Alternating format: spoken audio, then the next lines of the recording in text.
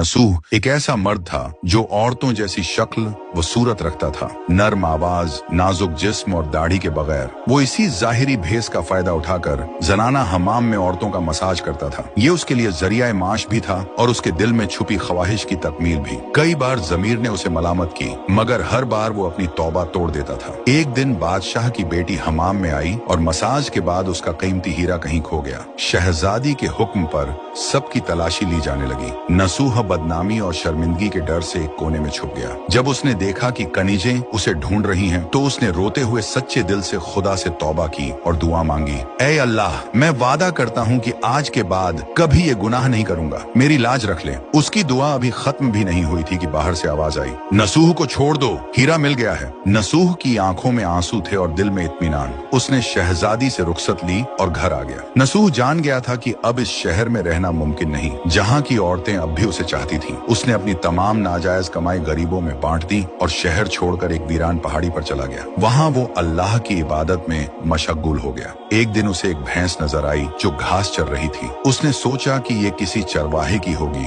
और जब तक उसका मालिक न आए वो इसकी देखभाल करेगा। कुछ दिन बाद एक तिजारती काफिला रास्ता भूलकर वहाँ पहुंचा। प्यास की शिद्दत से निढाल ताजिरों को नसूह ने अपनी भैंस का दूध पिलाया और सबको सैराब कर दिया। नसूह के अच्छे अखलाकन से मुतासिर होकर ताजिरों ने जाते हुए उसे बहुत सारा माल बतौर तोहफा दिया। नसूह ने इन पैसों से वहाँ एक कुआं खुदवा दिया। आहिस्ता आहिस्ता उस कुएं के इर्द गिर्द लोग बसने लगे और इमारतें बनने लगी।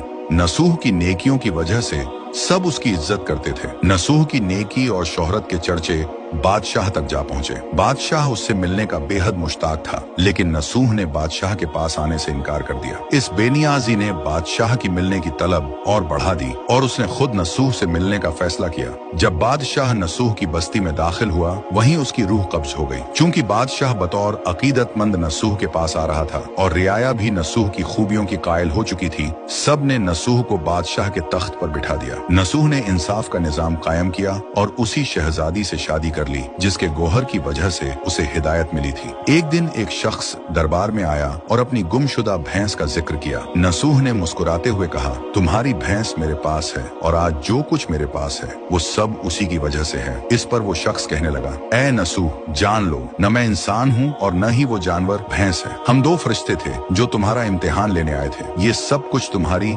सच्ची तौबा का नतीजा है। ये कहकर वो दोनों फरिश्ते नजरों से गायब हो गए। इसी वजह से सच्चे दिल से की गई तौबा को तौबा नसूह कहते हैं।